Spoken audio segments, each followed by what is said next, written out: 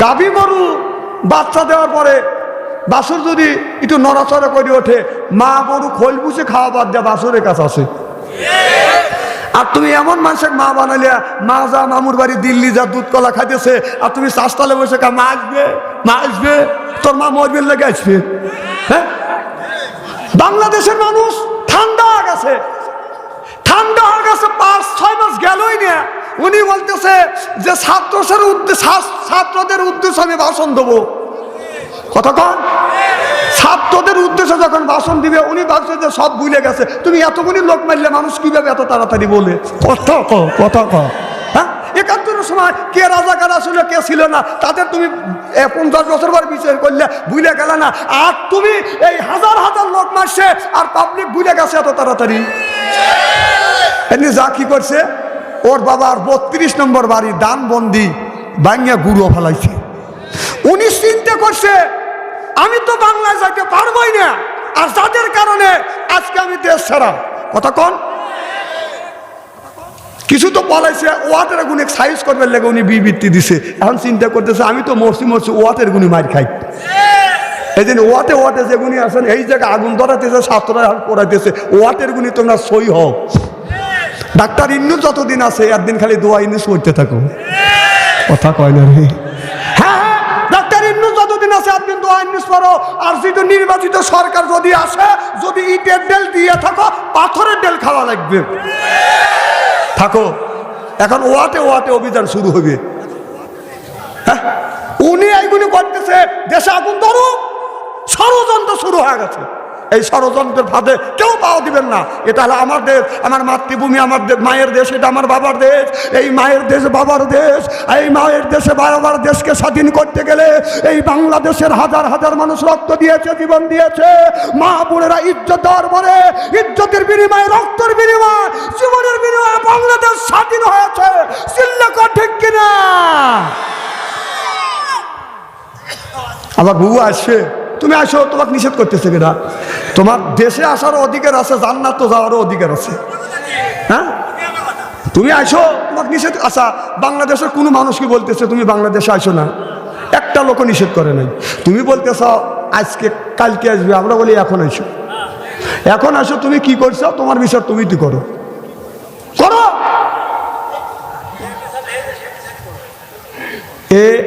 এ দেশ তো পদত্যাগ করছে, এ পদত্যাগ করে চলে গেছে।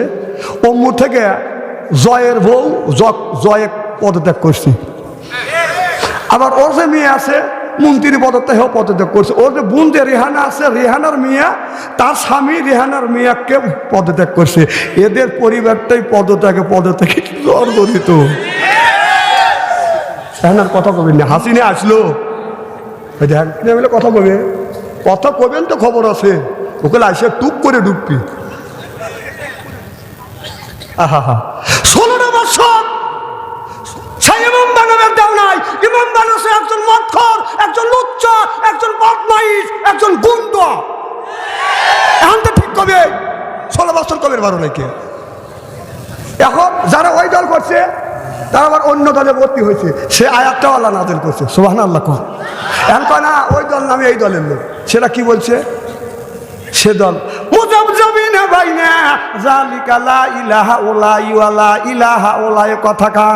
এরা হলো দুই দলের লোক। আপনার গরুর গোস্ত বাজান, আলু যখন বাজান খাওয়া যায়, আলু কাইটে গরুর গোস্তর মধ্যে দিলে এটা বাজান মজে, খাসির গোস্তর মধ্যে আলু কাইটে দিলে এটা বাজান মজে, ট্যাংরা মাছের মধ্যে আলু কাইটে দিলে এটা বাজান মজে। এরপরে আপনার আলু বাজান ভর্তা করে খাওয়া যায়, ছানা করে খাওয়া যায়, বাজি করে খাওয়া যায়, গড়া দিলে বাজান গড় গড় করে গড়িয়ে যায়। এরা হলো গোল আলু মার্কা মুসলমান। আছে না? না না না, এই আয়াতটা আমি বানালাম।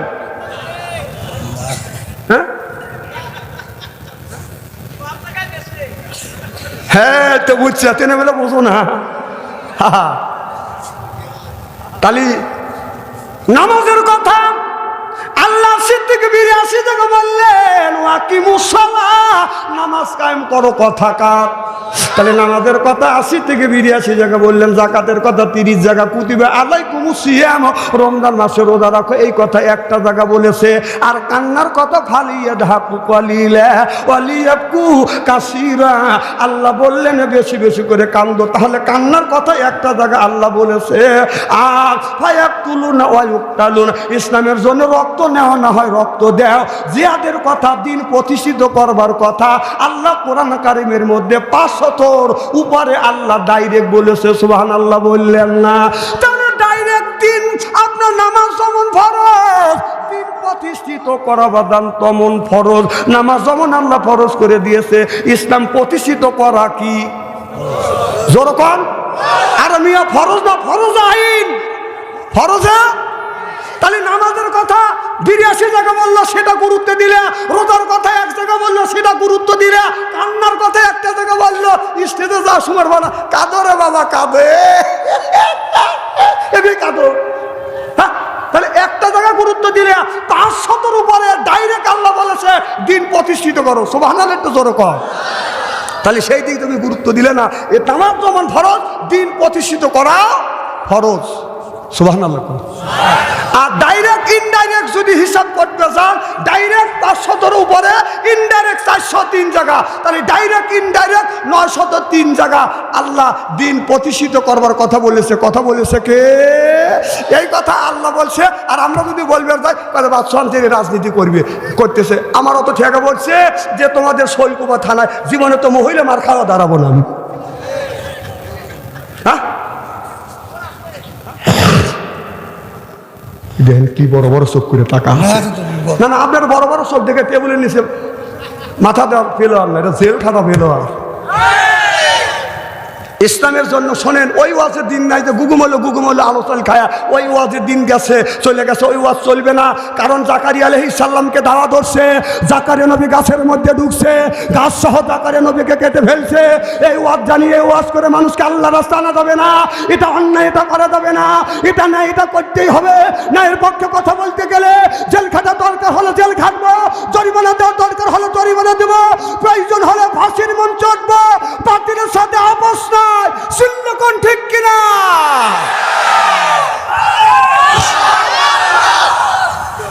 মানে এখন তাকবীর দেওয়া লাগবে কে? সামনে রমজান মাস আসছে, রমজান মাসে বউ ধর মার্কেটে দেবে, তখন তাকবীর দিও। আমার বউ মার্কেটে চলো, পাবলিক সবাই ছায়া দেখো, এখানে তাকবীর দিয়ে লাভটা কি? আমার এলাকার একজন বুড়া ভোট দেওয়ার জন্য যাচ্ছে। কোথায়? কথা কয় না, মার্কেটে না, ভোট দেওয়ার জন্য। তুমি কোনে আসা? দেখো কি সাইজ, এই মার্কেটে চিন্তা করতেছে। ও আজ গেছে কোনে, ও রয়েছে কোনে। তাহলে শোনেন, ভোট দেওয়ার জন্য গেছে চাষা, বুড়ো মানুষ। তো বলতে চাষা কিসের লেগে আসছে? ভোট দেওয়ার জন্য। বাদ যাও গা। কে? তোমার ভোট হয়ে গেছে। কখন? রাইতে। ভোট না দিনে হয়। এই সরকারের সময় ভোট রাইতেই হয়। চাষা বাড়ি যাও, যা চাষি আমার কগা, চাষি আমার জানে আসে না। কেন? চাষি আমার ভোটও হয়ে গেছে। কও কি বাপু, তোমার চাষি আমার 6 মাস আগে মারা গেছে, এসে ভোট দিয়ে গেল, আমার সাথে দেখা করলো না কে?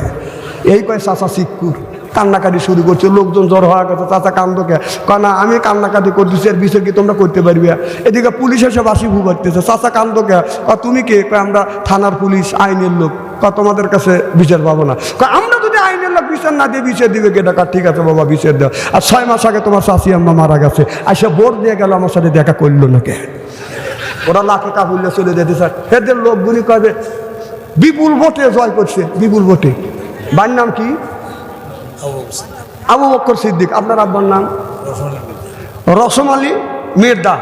এখন আবু বকর সিদ্দিক বাইরে ভোট যদি একটা লোক দিবে চায়, তাহলে বলতে হবে আমার নাম আবু বকর সিদ্দিক, বাপের নাম রসম আলী মির্জা। কথা কয় না? তাহলে কি তুই হলো খালেকের ছেলে, বাপ বানালিল রসলের মির্জা, তো কি রসম আলী মির্জা জন্মেছে? দাঁড়াও, যে বাবার নাম গুরু অন্য মানুষের নাম দিয়ে অন্য মানুষের ভোট বাবার নাম গুরু দেয়, ওই 1 নাম্বার জারক, জারক, জারক। বাবার নাম গুরু দিস, তো কি সেই জন্মাইছে? ওই দেন বড় বড় চোখ করে তাকাতেছে। জীবনে আনেন না, আনেন না। বাংলাদেশে কত মৌলানা আসে ওয়াজ করে কাইসিয়া কুচিয়া পাই দিয়ে বুই দিয়ে করে মেকঠানি করে ফেলা দেয়, আর বাদশাহ আনসারি কানছে খালি পেরাক বিদ্যুৎ বিদাচ্ছে। আচ্ছা বাবা শোনো, তুমি যাও, আমি তো বাধা দেবো না। একটা আঙুল তুলতে পারো না, এক আঙুল তুললে আমি বসবো প্রসাবের চাপ দিছি। বিপদ মানুষের কি কয় আছে?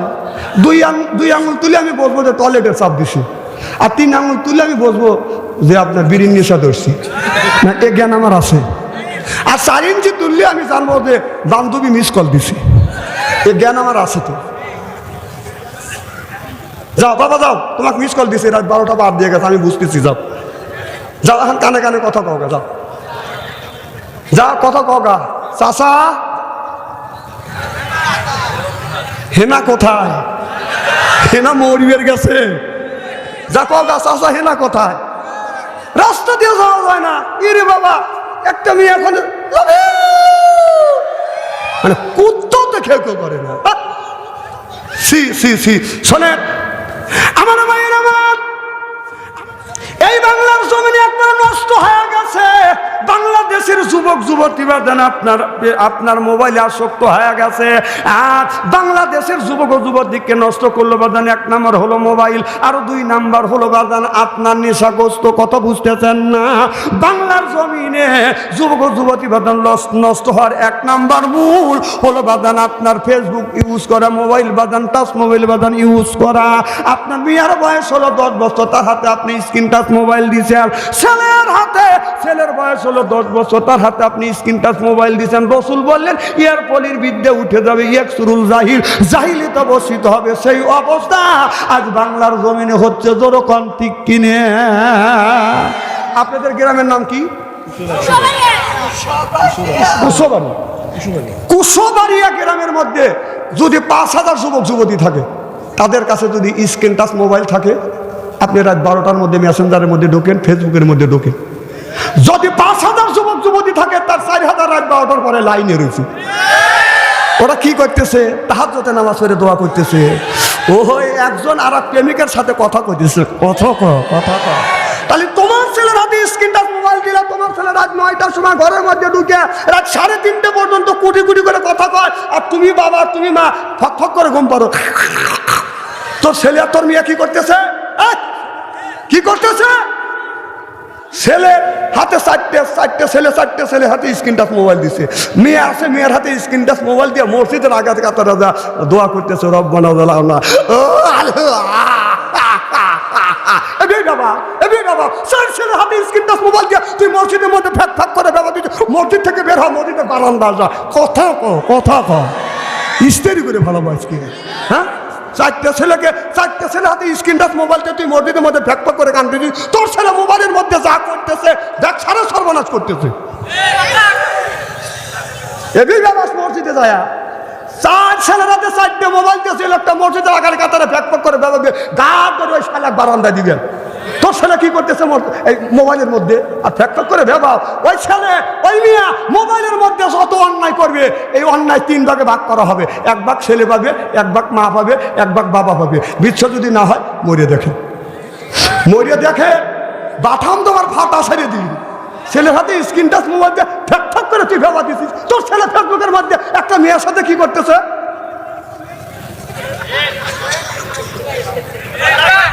কতক্ষণ না কে? হ্যাঁ তো ঠিক কবে।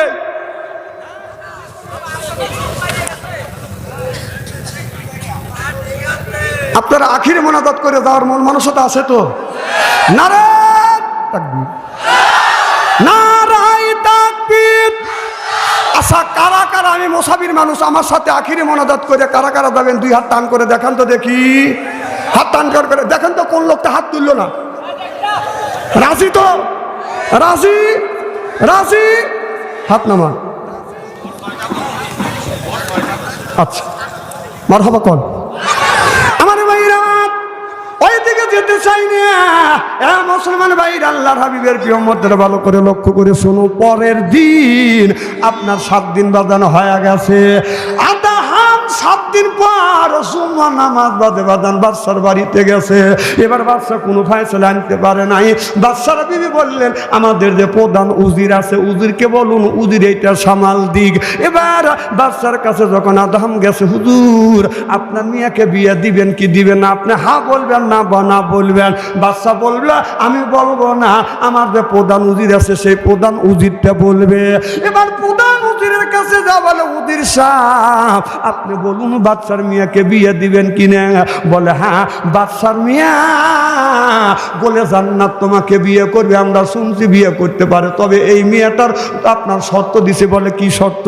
কয় মেয়ার কাছে 2টা মাত্র আপনার মানিক্য আছে, আর 2টা মানিক্য যদি হয় 2 মানিক 2 কানে ঝুলবে, আর 2টা মানিক দিলে 2 হাতে 2টা ঝুলবে, 4টা দিবে। সেই যুবকটা আর 2টা মানিক কয়নে দিতে পারবে সেই যুবকটাকে বিয়ে করবে। এর মানে হইল রাজা বাদশার বাড়ি সেরা মানিক্য বাদান পাওয়া যায় না, কারণ গরিব মানুষ মানিক্য পাবেও না, আর গুলে জান্নাতকে বাদান বিয়ে করতে পারবে না। এবার বলে আদাহাম গুলে জান্নাত তোমাকে বিয়ে করবে যদি তুমি আরো 2টা মানিক্য আইনে দিতে পারো। এবার আদাহাম বলে ইনশাআল্লাহ। সুবহানাল্লাহ। গরিব মানুষ খড় কাঠ কাটে খায়, ও ওটা পাইবে কোনে? এবার হযরত আদহাম বাদশার বাড়ির থেকে রওনা করলেন। রওনা করিয়া যাইতে যাইতে যাইতে যাইতে যাইতে যাইতে আল্লাহর নবী আপনার হযরত খেজর আলাইহিস সালামের সাথে বাদান দেখা হয়ে গেল। খেজর আলাইহিস সালাম, খেজর আলাইহি কেউ বলে খেজর আলাইহিস সালাম বাদান আপনার ওলি, কেউ বলে নবী, ওই দিকে আমি যেতে চাই না। হযরত খেজর আলাইহিস সালামের সাথে সাক্ষাৎ হয়ে গেলেন। খেজর আলাইহিস সালাম বলে তুমি কেন এই জায়গায় বসে বসে ধ্যান করতেছো? বলে আমি স্বপ্নে দেখছি রাজার মিয়া গুলে জান্নাত আমাকে বিয়ে করবার জন্য প্রস্তুতি নিয়েছে, স্বপ্নে দেখাইছে। আমি বাদশার কাছে যখন বিয়ের প্রস্তাব নিয়ে গেছি, কিন্তু গুলে জান্নাত আমার সাথে আমাকে বিয়ে করবে, কিন্তু 2টা মানিক দিতে হবে। আমি মানিককে তো দেখি না, মানিক আমি কোথায় পাবো? এবার খিজির আলাইহিস সালাম বলো তুমি চিন্তা করো না, তুমি ওই জন্নার পারে যাও, ওই জায়গা আল্লাহ রব্বুল আলামিন, ওই জায়গা গেলে আল্লাহ তোমাকে মানিক মিলিয়ে দিবে। এবার আদহাম নফল নামাজ পড়ি আল্লাহর কাছে নিয়ত করেছে, আল্লাহ তুমি বলেছো ফাইদা ফারাকতা ফানসাব ওয়াইলা রব্বিকা ফারগাব। আল্লাহ মানুষ যদি আল্লাহর কাছে চাওয়ার মতো যদি চায় আল্লাহ দেয়। আর হাদিস শরীফের মধ্যে আল্লাহ রাসূল বলেছে ইন্নামাল আমালু বিন্নিয়াত, যে নিয়ত করবে নিয়তটা পুরো করে দিবে কে? আল্লাহ। আমার বিশ্বাস তুমি আমাকে মানিক্য মিনে দিবে বাদান। এইরকম করে যখন ওযু দিছে টাকা দেখে বাদান অনেক গুণে মানিক দেখা যাচ্ছে। এবার আদহাম খিজির আলাইহিস সালামকে বলল হুজুর এই জায়গায় অনেক মানিক্য দেখা যায়, তোমার যত খুশি মানিক্য গুণী তুমি নিয়ে যাও। এবার আদহাম চিন্তা করলেন বেশি মানিক্য দরকার নাই, 2টা মানিক চাইছে, আমি 4টা মানিক নিয়ে যাব। 4টা মানিক নিয়ে বাদশার কাছে যা বলতেছে, বাদশা নামদার আপনার মিয়া গুলে জান্নাত আমারে বিয়ে করবে, 2টা মানিক চাইছে, আমি